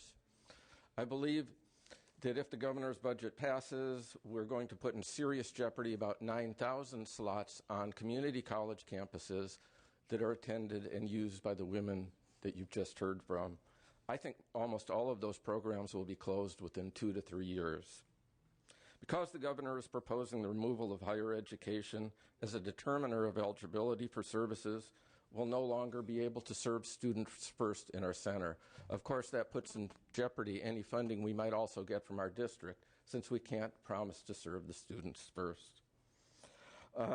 If the governor's budget passes as he has submitted it this May, I'll be sending termination notices to about 90 families currently enrolled. Among those will be 35 students pursuing careers in health sciences, 20 students pursuing careers in teachers, 10 students pursuing careers in business, 5 other students pursuing careers in public safety. They're all going to be terminated. They're most likely going to end up back on welfare rather than paying taxes. Community college child development programs have been so successful that they are now California's largest discipline in terms of issuing vocational certificates and degrees. Courses are designed and taught by highly qualified faculty. Okay. When these centers close, we will also be closing the avenue for student teachers to complete their capstone class and to get the education and certification they need. Thank you. Thank you. Next speaker. Good afternoon. Thank you for the opportunity to speak. I'm Michelle Rutherford. I'm the program manager for Child Care Policy and Planning at the Human Services Agency in San Francisco, the Welfare Department. The overarching message that I would send is one you have already raised, which is do not dismantle the infrastructure of child care. The mixed enrollment system that we have now is imperative in really achieving the state's goals to get early education to young children. We need the contracted system to support. That's where the quality is. I run a program of $10 million of local subsidies. Those vouchers for our low-income families, in an analysis of our local quality improvement system, those families aren't able to access quality because most of the quality is happening at the Title V centers.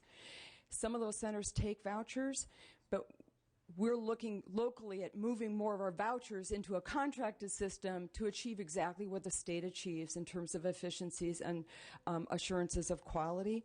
Don't pit CalWORKs families against low-income poor families. They're really not that different, and today's CalWORKs is tomorrow's low-income and vice versa. Please don't pit the departments against each other. We need to work together, and it's difficult enough as it is. I think there's a great opportunity here to improve some alignment of the welfare to work goals and to achieve what's been proposed without sweeping it all under the rug because this current proposal is overreaching. Right. So be thoughtful, and thank you for your leadership. Thank you. Next speaker. I am a stage 3 mother of 2 children with disabilities. My daughter's needs are such that in order for her to stay on task, she needs to be placed in a focused environment, which Options offers. The hours are exactly what I need to stay employed. I would have to quit my job because before school care is not offered at her school. During this time, the staff are also able to provide her with her medication. Winter and spring break childcare is a must for me as well. Without it, I would be forced to have 2 children staying at home taking care of themselves. Thank you. Next speaker. Good afternoon. My name is Diana, and I've had my son enrolled in Options since the age of 3. He is now 7 years old. As a working parent, my ideal child care provider works with my schedule, including before and after school hours, provides care year-round, but most importantly, provides a safe and educational environment for my son. Options does all of this. The proposed budget cuts would take all of this away from our children. And if we take quality educational child care from them, we will all pay the consequences later. Options is much more than child care. They are teachers, friends, and role models. I ask that you please take all of this into consideration before taking this away from our children. Thank you. Okay, next speaker. And please come up closer. You don't need a big gap there. Yeah. Hi, my name is Tracy Lynch. I'm an administrative coordinator for Options Surround Care. It's a Title V program that provides quality school-age care for children 5 to 12 years old. I am proud to work for this quality program. We have permitted teachers, many with bachelor's degrees. As you know, Title V programs are not just babysitting. We provide security after school in a structured, low-ratio educational setting that helps prepare children for the world ahead. Center-based school-age care serves twice as many children, which means more working families. Okay. There's talk of cutting the age from 11 to 10 years old, and I have a 10-year-old daughter, so I cringe at the thought of thinking she'll be home alone or not in a quality school-age program. So I ask you, how can we cut these programs that we so desperately need? In order for you to care, you have to know. So now you know, and I urge you to reject the governor's proposal. Okay, thank you. Next speaker. Hello, Mary Ignatius with Parent Voices. On behalf of our 15 chapters, we ask you to reject all the proposed cuts to child care and the restructuring. The Child Care Law Center could also not be here, but they would like to go on record saying that they too reject the cuts and reject the restructuring from the movement to DSS. Okay. I just want to say that while we ended that panel talking about race to the top, the budget proposals, in particular, reducing the SMI, the state median income, forces families to race to the bottom to get child care, and that's not the system that we want to create. Okay. I have 2,500 signatures of parents from across the state who also reject the cuts, and dolls from children from my son's Title V center, where children who are are coming in through contracts or coming through private pay. The beauty of those programs is it doesn't matter how you come in, but everybody has access to early learning opportunities. Thank you so much. Next speaker. I'm Mary Jane McGuire Fong. I teach early childhood education at American River College, one of our community colleges. I've been in the early learning and care system in the Department of Education is 69 years old. I've been in this field about 2/3 of that period. One of the things that seems absolutely unethical is the fact that we don't consider birth to 5 within the Prop 98 guarantee anymore. And the idea of moving it out, I'm sure, was strictly for fiscal reasons, but learning and care happen simultaneously. You can't tear them apart. And to consider what we do within the Child Development Division of the Department of Education is really to protect the right of every child to optimal learning. Thank you so much. Next speaker. Cliff Markison from Options in LA County. I want to encourage the committee to seriously look at take an opportunity to streamline the system here. But streamlining under the Department of Ed would be far more cost-effective as well as maintaining education. You will get more children served for the same dollars and reduce administrative costs by streamlining under the Department of Ed. Thank you. Next speaker. Thank you. I'm Kathy Lafferty from Cambridge Community Center, a Title V center and also Title V funded family daycare home network. And I just wanted to answer Assemblymember Nistan's question, because apparently he voted no because he wasn't satisfied with the answers he's got. In terms of Title V centers' cost effectiveness, in 35 counties, approximately 95% or 80% of the centers are currently serving children at rates lower than the regional market rate being paid to other centers and family daycare homes. And that is a direct payment to those centers that includes enrollment costs and all the other costs that are currently handled with RMR centers by a middleman. So in terms of cost effectiveness, get the facts about that. Find out what's really costing for an RMR system. Thank you very much. Next speaker. Hello, I'm Debbie Eisen. Pardon me. I'm Debbie Eisen. I am a direct center-based contractor in San Joaquin County, Assemblyman Berryhill's district. I also subcontract. I'm also state president for California Child Development Administrators Association. And I have a letter here to pass out to members that has been signed by 25 organizations and agencies representing tens of thousands of children and families. And basically the letter, you can read it yourself, but it urges you to not accept the governor's proposals. Fiscal cuts are necessary. We all understand that. But to eliminate or severely cut early education is to ensure a continuing cycle of inequity, underachievement, high school dropouts, high unemployment, underprepared workforce, and full prisons. And I wish my assembly member was here to hear that. Thank you. Hi, my name is Sarah Hernandez, and I come from San Diego. Governor Brown's budget proposal to move funds from the Department of Education to any other agency sets our state years backward. These programs are educational programs and need to remain in the Department of Education. On behalf of over 1,200 families and staff from my agency, Educational Enrichment Systems in San Diego, I urge you to oppose the governor's budget proposal and ask you to just close your eyes and ask yourself this: how can we expect California's children to be the working leaders of tomorrow if we aren't investing in them today? My name is Brenda Rambula. I have traveled from San Diego this morning to voice my distress about the governor's budget proposal. I'm an enrollment coordinator for a Title V agency that provides quality preschool.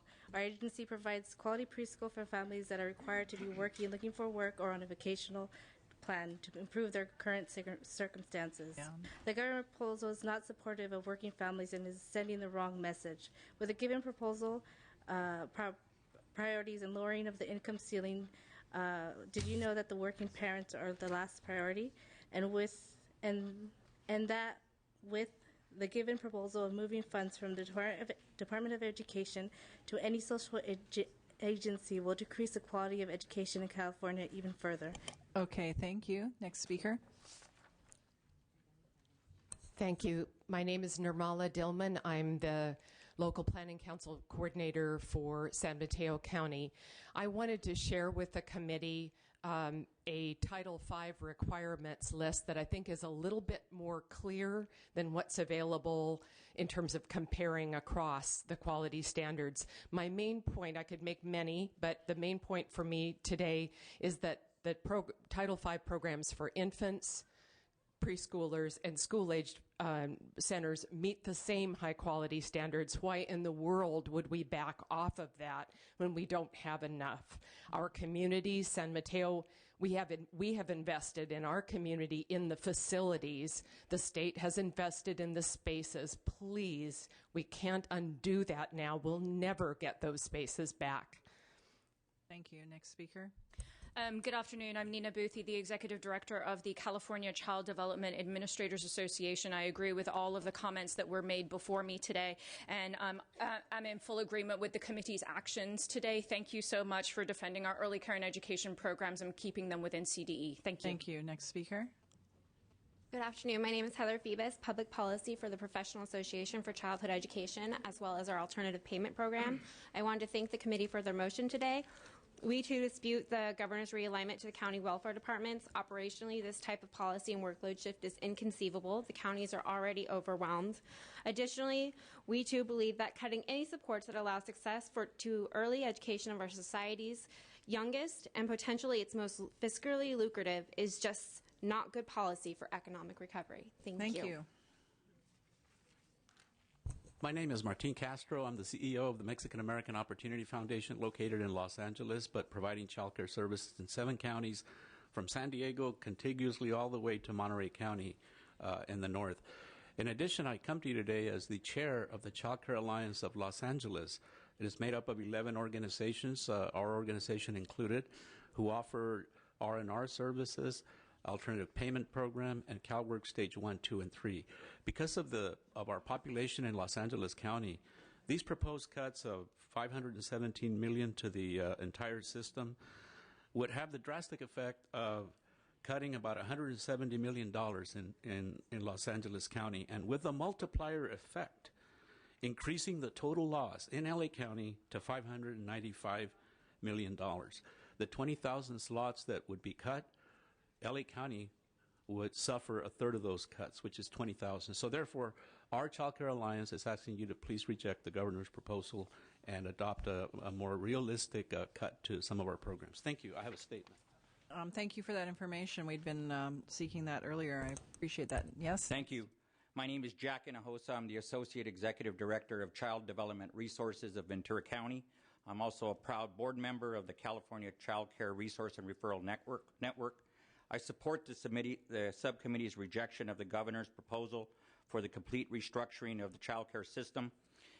Ventura County has approximately 2,600 subsidized part-day and full-day spaces. The governor's proposal is projected to eliminate 570 of these spaces, including infant and toddler programs and full-day and part-day preschools. California needs a stable workforce for a healthy economy, and the only way we truly will have a competitive workforce and regain a robust economy is by making a solid investment in early childhood development. This would be the wrong time to stop investing in our children. Child care keeps California working. Thank you. Next. I'm Linda Sato with the California Child Care Resource and Referral Network. And first I want to say thank you for today's action. I support the committee's action. But I also want to raise to the committee to be cognizant of what the proposals and the recommendation means for available and accessible infant toddler care. Our California child care portfolio shows that 6% of licensed child care centers in California are for infant and toddlers, and our highest request for child care, 90% is for infant care. And then the CDE 801 enrollments show a decrease in infant care in the last couple of years, and then the LAO's recommendation to move some of the dollars to preschool. So I just want the committee to be cognizant of what that would mean for available quality choices for parents. Thank you. Good afternoon. I'm Julie Marvin, and I'm with Shasta County Office of Education, administering alternative payment quality programs, as well as we also operate classrooms. I would like to thank the committee for your support today and would like to reiterate that the California Department of Education is the best administrative agency for our programs. The infrastructure is already available, and we are ready to look at what efficiencies that we can provide. It's also the most cost-effective, and I have a handout for the committee. Thank you. I'm Judy Bugarin. I work for Santa Clara County Office of Education, running state preschool programs. Thank you for your decisions today. I started running programs 45 years ago when we were under the Department of Social Services, and it has increased tremendously in quality since it became under the Department of Ed year after year. We have foundations on what quality is and articulate with elementary school districts. Kindergarten teachers are elated that they go to our quality programs. So thank you for hopefully supporting continuation of the process that we have been allowed to do. Thank you very much. Next witness, please. Hi, my name is Valeria Gonzalez, and I live in the city of Compton, and my daughter, Malice Bathory Cruz, is 4 years old, and she goes to Normont Early Education Center in Harbor City. She is a remarkable child. She has grown to be at the top of her class. She has improved in her math, reading, and writing, and she hopes to go to Cal State Long Beach just like mommy and daddy. So early ed is more than a daycare. It helps me become a better person and teach my daughter that education can be done as long as the state helps us without trying to take our rights away. My child deserves a better future, just like everyone else does. And thank you for your support. And just that if it weren't for programs such as Los Angeles Universal Preschool, we wouldn't have proper preschool or early ed care. Thank you very much for your testimony. Appreciate it. Next witness. Hello, my name is Kanita Flowers, and I have a wonderful, talented, bright young son who attends Nessel Elementary School in Encino, and this is also with the assistance of Los Angeles Universal Preschool. I just want you to know that my son is thriving, and it's because of this program and other similar programs that he's able to just be such a wonderful, bright young child. I also want to thank you for understanding the importance of long-term education. I'm the first lawyer in my family. I just got my first public interest job. I'm defending parents in dependency court. So thank you for understanding this, and thank you so much for your action today. Thank you very much for your testimony. Next witness. Good afternoon, everyone. My name is Orsilio Navarro. I'm from the city of Wilmington, and I appear here to this committee today to oppose to the government's cuts through preschool and child care spaces. I have a little daughter who's 5 years old. When she was 2, the doctors that had decided that she can have a minor disability to slow learning. She was not be able to read, learn, and write as a normal child. Now she's 5 years old. She is in LA Up, Los Angeles Universal Preschool. And after a few months, I've seen significant improvement on my daughter. Reading, it's numbers, shapes. She is the greatest. She's one of the leads. She leads the students out there. She works with the teacher. The teacher surprised how much she has to learn. Although she has a disability she had to work with. But I'm actually been working with her because I'm a hard-working parent, and I've been working hard for her. In reality, the high quality of education at an early age is very important for us. And I tell you something, please, I urge you to help us out on this. I know we got budget cuts. We know we got promises all, but education, which our kids deserve, is number one. And I tell you, do not deprive our kids from being the next engineer, the next astronaut, and better, somebody sitting out there like you guys in the future, right. Or maybe the next president of the United States. Thank right. you. We hope so. Thank you. Next witness, please. Tim Fitzharris with the Child Development Policy Institute, PACE, and the Early Care and Education Consortium. We oppose all the governor's cuts. 2 points that haven't been made yet.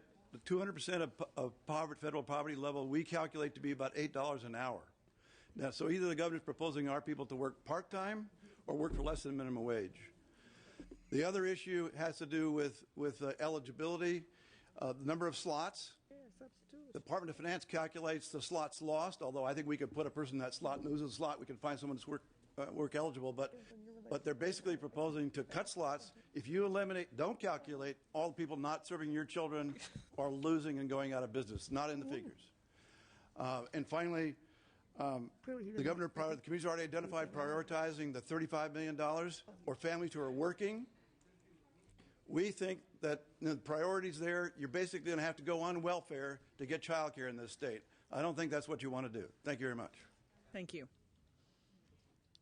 Ed Lewis, retired child development professor and the supervisor of an after-school child care program in Woodland, California. Back in the 70s, when I first started teaching, I could not find quality child care programs to place my student teachers in, as well as make recommendations to staff that asked me all the time, where should I send my preschool children and school-age children?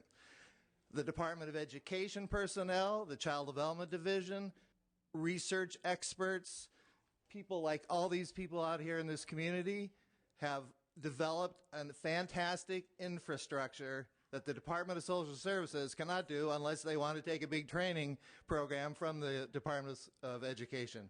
So thank you for supporting not supporting the realignment. Thank you. Next speaker. Good afternoon. My name is Amy Dodge, and I wanted to thank you for allowing all of us to speak today. I'm the Center Director at KinderCare in El Dorado Hills, and I am very proud of the fact that at our centers, children from all socioeconomic backgrounds are able to learn side by side in the same classroom. When our subsidy families lose out, our private pay families lose out too. The vitality of our business depends on all working parents having the ability to afford quality child care. So thank you for your time. Thank you. Next speaker. Let's get up close to the mic. No lag. Good afternoon. My name is Raquel Leon. I'm the director of Pleasant Grove CDI. I'm very concerned about the quality of care that the proposed cuts the governor is putting out for my program. As permitted teachers under Title V standards, my teachers can serve the needs of a diverse community. In a program like mine, we have English language learners who need one-to-one attention. Under the governor's proposal, our teacher-child ratios will change, greatly affecting the academic and social success of our children. The ripple effect this will have on our children's future educational success is troubling. It should be the state's priority to support each child's social and academic success to ensure a viable California rich with social leaders and contributing citizens. To quote James Banks, a multicultural educator, education is the great equalizer. Thank you so much. Thank you very much for rejecting the the proposal, but there's a lot of work still to be done. Thank you very much. Next speaker. Good afternoon. My name is Tana Reed Escalante. I'm a center director for CDI here in Sacramento at a Title I school in South Sac. We closed our center last year due to these budget cuts. We sent children who were already struggling walking home alone. Ladies and gentlemen, I appreciate your rejection of the proposed realignment. Please use the same wisdom and caution and care as you reconsider all of these other issues that are before you today and during the rest of the budget hearings. Thank you. Thank you. Good afternoon. My name is Pivy Lane. I'm Program Director with Child Development Centers, Continuing Education, Inc. I want to thank the committee for your action today on rejecting the realignment. In partnership with 34 school districts and parents and children, Child Development Incorporated, CDC, provides enrichment and homework support to school-aged children and supports a seamless transition to kindergarten for 4-year-olds. The School Readiness Preschool build a foundation for success in kindergarten and beyond. This is made possible for talented, committed, and engaged early care professionals who work very hard in providing quality care. Thank you. I appreciate the comments the committee has made today in terms of the human potential.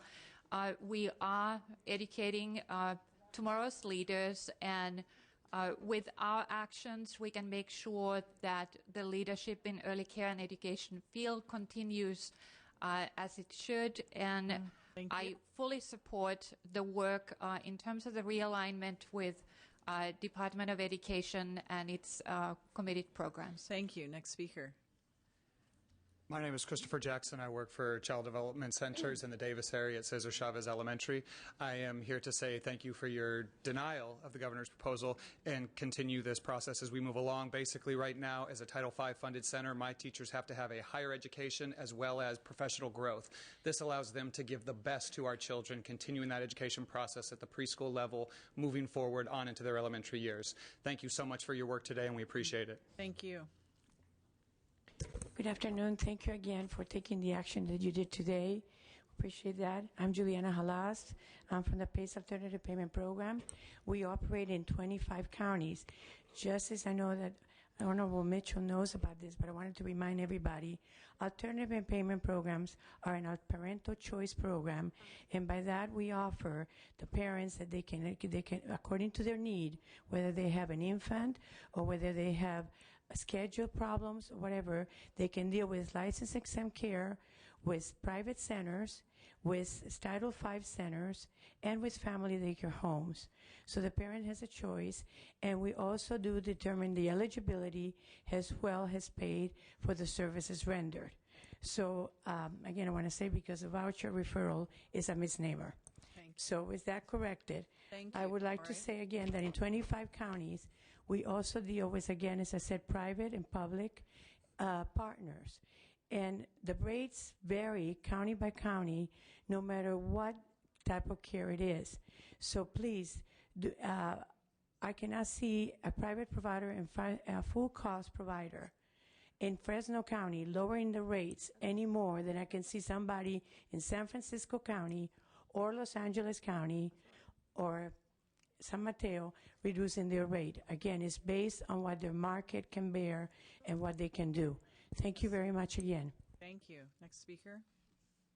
Hi, I am Ann Whitehead. I own 5 child care centers, 4 in Contra Costa and 1 in the Alameda County. I have been an educator for 36 years. I have a master's degree in educational psychology. I also have a teaching credential. I think it's very, very important to really consider what we're doing about the pay for these teachers. I have in my programs extremely high quality expectations of my teachers. We do the desired results. We are accredited. We meet all of those standards and beyond. And I have a school in Antioch. The last 5 years, the Antioch school has been my favorite charity. I keep that school alive because I believe what we are doing in Antioch. But I have not been able to pay my teachers in Antioch what I am paying my teachers in Lafayette or the Moraga School. But we are delivering the same quality. And that is what I want to continue to do. But if you lower the rates for our teachers, I cannot afford to keep our school. So I really encourage you to look at that and to also understand that we private providers do and can do a great job, and we do offer alternative care. Thank you. Thank you very much. Next speaker. Hi, my name is Sherry Springer, and I'm from El Dorado County. I am a Title V plus a Title 22. I'm private. I subcontract to an additional 4 other centers in my county, and I'm here to thank you for your action that you took today on behalf of my 400-plus parents that we have in our Title V programs, and also to talk about the reimbursement rates for both the SRR and the RMR as we provide care for both those families, and the costs in our programs do not have a cushion of the 10 to 13% reduction that is being proposed. Thank you. Thank you very much. Next speaker. Dr. Denise Wessels from Sacramento State University, ASI Children's Center, and I want to thank you from my heart for your vote today. Today you're supporting student families, you're supporting all kinds of families, but I'm here to say thank you for the student families of Sacramento State University. Yes, thank you. Next speaker. Hello, my name is Alejandro Valencia. I'm a full-time staff member at Cadango. I'm a teacher's assistant. I'm also a part-time student at our local community college. I am located in Alameda County in the 15th District. I would like to thank you for rejecting the governor's proposal. Thank you. Thank you. Next speaker. Hello, my name is Rosa Gonzalez. I'm also from the 15th District. California needs young parents to go to college and build real careers that will support their families. As a single mother, I really want to finish my education and be successful in my goals, and I don't think that it would be possible if you could quality childcare to programs such as the one my child is involved with. I just returned to school. I work full-time, and I am honestly scared that if this child programs get cut, then I will be home on welfare all my life, and that's something I do not want to do. Thank you. Thank you. Yeah, it won't be all your life because we're going to cut you. Good evening. My name is Armando Costa, and I'm a parent of a daughter who's going to Kirango as well.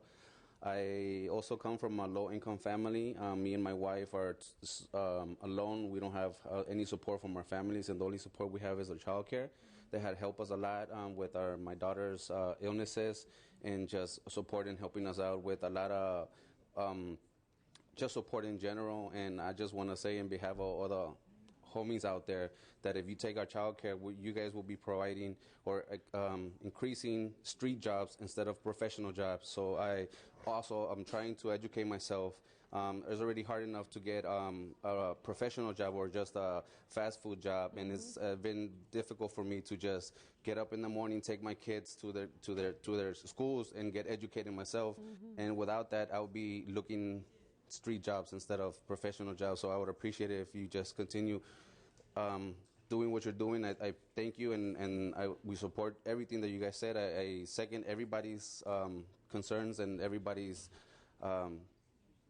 comments, and I appreciate that you guys take the time to hear parents and everybody out. Thank you. I'm Janine Rockwell, and I am a family child care provider in Contra Costa County. I have had an accredited program for 32 years, and I would ask that please no more cuts to child care. Year after year, we've been slashed and cut, and we need to be supporting early childhood education. And I speak for a vast number of child care providers who could not be here today because they're in their homes with the children. Please support us. Thank you. Next speaker. Assembly members, thanks for listening to all of us, and please hear our voices. They're the voices that represent hundreds of thousands of children and families across the state. My name is Dr. Patty Dilko, and I've been a preschool teacher, and while I was a preschool teacher, I had to be a preschool janitor because the pay wasn't good enough for me to pay my rent. I then worked really hard, went back to school, and I have earned my doctorate, and I teach at early childhood at Kenyatta College in Redwood City. I have 2 points to make about the proposed changes. One is that the changes would have a disproportionate impact on women, children, families living in poverty, working parents in high-cost regions, and all of our underrepresented communities. Without a strong, diverse early learning and care system, we contribute to an entrenched cycle of poverty and may increase the achievement gap in our public school system, something we're all trying to reduce. The second point is I would request that you please do all you can to keep the early learning and care system in the Department of Education. The Department of Education has strong standards not only for the quality of care that the children provide in education, but for the standards of the teachers that provide that education. And the Department of Social Services has minimal standards for teacher preparation and none for the services provided. Thank you. All right, next speaker. You're not on. Hi, I'm Kristen Anderson. I'm the Redwood City Child Care and Early Education Planner and Coordinator, and I work with the community to improve our local system.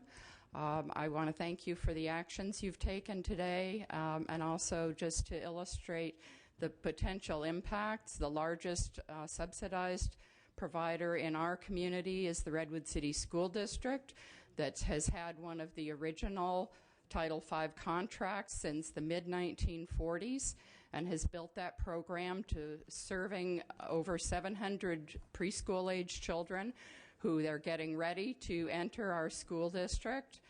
After last summer's cuts, they lost about 125 spaces in the preschool program. And if there were further cuts this year, they would close another 5 to 6 classrooms at least. The lower reimbursement rate is a serious problem for the school district. It's very difficult to provide the services in a school district on the reimbursement rate of about $700 a month when our market rate in Redwood City goes from $850 to $1,300 a month for full-time care. Thank you. Thank you. Next speaker.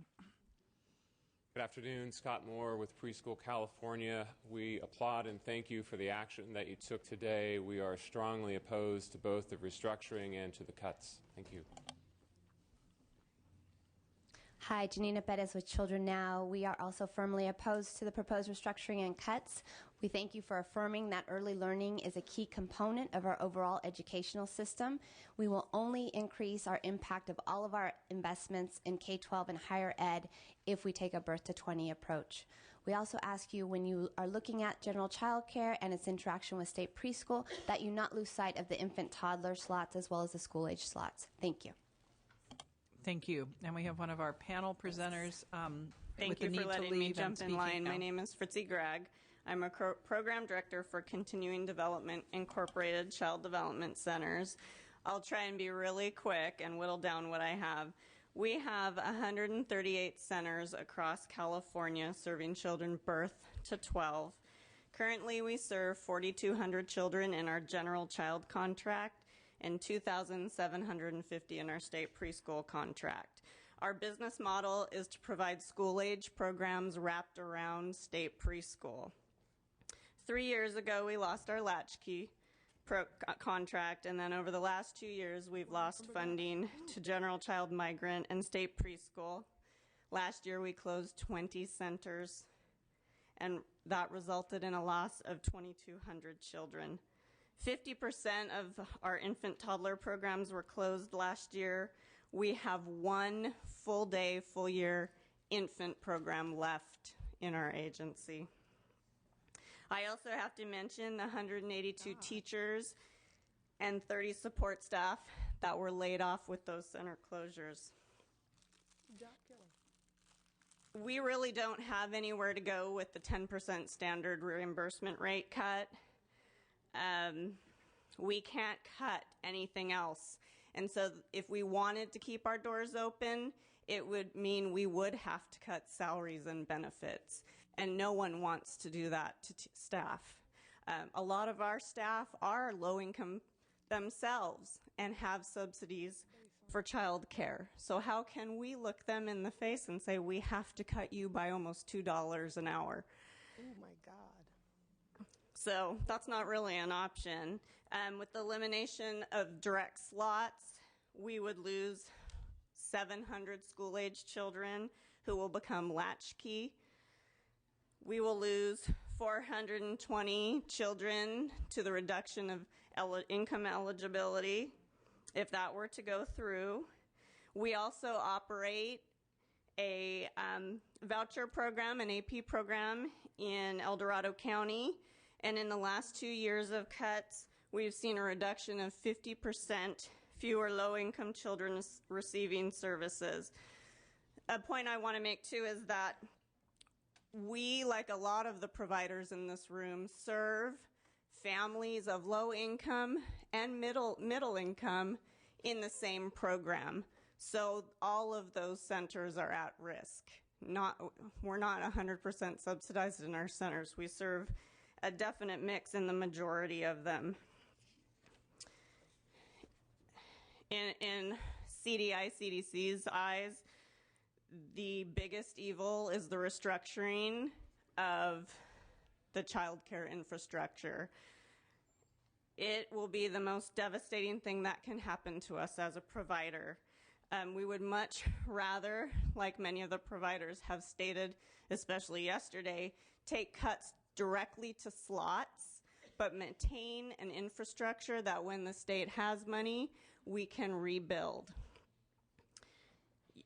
We worked too hard with legislators over the past 3 decades to develop a system of not just quality, but of accountability. Please don't eliminate that hard work. We must have quality and access. It's not one or the other. It has to be both.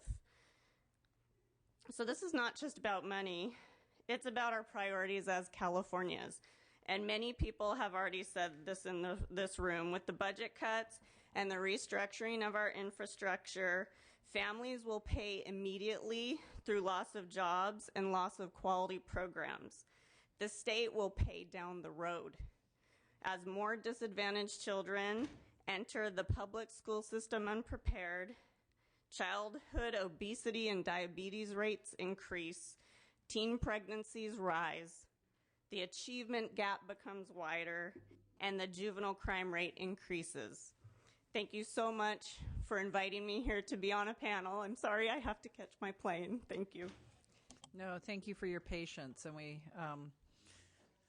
are sorry that it's running so long, but obviously it's a very, very important issue. Next speaker, and I'll just say this is the end of the line. We're not going to add anyone else to the line, so that will be it. Yes.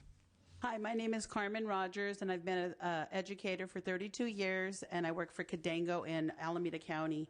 I just want to thank you for rejecting the governor's proposal and to continue to support quality child care. Thank you. Next speaker. And we will have one final panel when public comment ends. Good afternoon. My name is Reina Escobar. I'm a full-time student. I go to Las Positas College. I'm working on my degree for my major's in business administration. But without childcare, I will not be able to finish my school, find a better job, and provide for my children. Thank you. Thank you. Next speaker. Good afternoon. My name is Hilda Moya. I am here with Parent Voices of Alameda, and I live in Alameda. I have 3 beautiful daughters. I'm a single mother, and I would like to let you know that I am. It'll be very, very hard for me to be able to help my children raise them. And I wanted to say that without the child care that is being provided to me and my children, I won't be able to continue working and be able to provide for them. And I want to thank you so much for giving me this opportunity to talk to you, and thank you for rejecting the cuts on child care. Thank you. Thank you. Hello, my name is Tasha. I live in Hayward. I'm here with Parent Voices. I want to thank you for rejecting the cuts to child care. Without quality child care, I am unable to work and support my 2 children. CalWorks makes a difference for me. Without CalWorks and child care, I would be jobless, homeless, and hopeless. Thank you. Good afternoon. My name is Shantine Fauntleroy, and I live in Hayward, and I am a parent with the Parent Voices. I am a product and a testament of what a parent can achieve when they have quality, affordable child care education. Having subsidized child care enabled me to go to college and earn an associate's degree, a bachelor's degree of science, and a teaching credential, and also a master's degree in science. With the child care services I received throughout my education, I am now able to give back and be a productive member of society by paying my fair share of taxes and by working as a physical education teacher, and I am educating our children in the Bay Area. As Parent Voices would say, child care keeps California working, parents earning, and children learning. Let's work collaboratively together to come up with a plan that works for our parents, families, and children. Thank you for rejecting the proposed cuts to child care education and keeping child care in the Department of Education.